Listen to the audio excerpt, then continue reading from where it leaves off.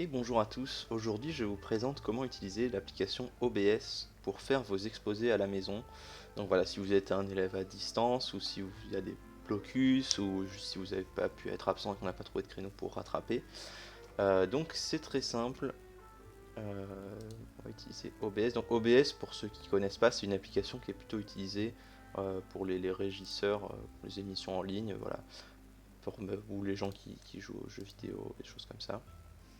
Mais ça permet aussi de présenter des exposés assez efficacement. Donc pour le télécharger, c'est assez simple. Il suffit de taper OBS, d'aller sur le site et on a les téléchargements. Si vous êtes sur Windows, Mac ou Linux, vous téléchargez, vous ouvrez le logiciel et pas de souci.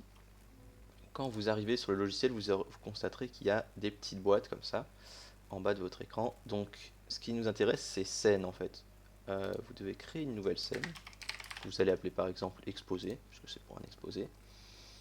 Et vous n'avez aucune source. En fait, les sources, c'est ce qui apparaîtra dans ce carré noir. Par exemple, si je veux ajouter une webcam, j'ajoute un périphérique de capture vidéo, une nouvelle source, et là le logiciel va chercher parmi tous les périphériques de capture de votre ordinateur, il va trouver votre webcam. Le mien s'appelle Trust Webcam.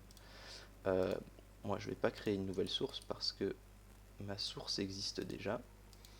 Donc je vais ajouter une source existante, ma caméra. Voilà, là vous me retrouvez. Ensuite, pour mettre un exposé, c'est très simple. Vous allez sur votre page d'exposé et vous lancez le diaporama. Donc là, je vais le mettre à côté. Je lance le diaporama. Et ici, je vais cliquer sur Ajouter une capture de fenêtre. On appellera diaporama. Je vais créer mon diaporama et je vais chercher la fenêtre qui a le nom de mon diaporama. Donc voilà, ici c'est le thème comparaison. Et voilà, vous voyez qu'il me l'affiche. Là, ça dépasse de mon écran, donc je vais faire clic droit. Donc soit je vais l'ajuster avec les flèches en fait, ou bien je vais faire clic droit, chercher l'onglet transformer et adapter à l'écran. Ça le met automatiquement à la taille de mon écran. Ensuite, on voit que ma caméra n'apparaît plus, c'est parce que les sources sont organisées hiérarchiquement.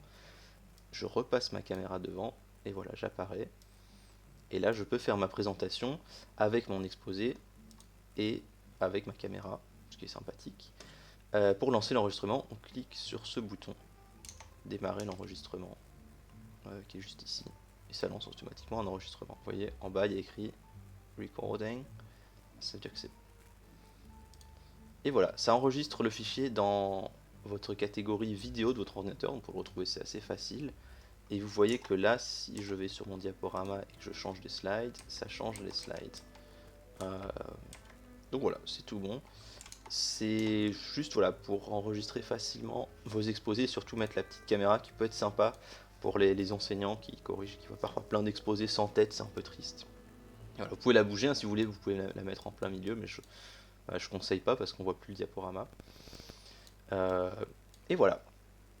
Donc voilà, c'est juste une petite démonstration pour vos exposés. Voilà, n'hésitez pas à le partager si vous avez des amis qui ont besoin. Vous voyez, c'est assez facile à prendre en main. En 3 minutes, tout est expliqué. Donc en 5 minutes, vous pouvez le mettre en place et vous pourrez l'utiliser pour tous vos exposés. Alors il y a des mises à jour souvent du logiciel, mais le principe reste toujours le même. Parfois l'interface va un petit peu changer, mais c'est à peu près tout. Donc voilà,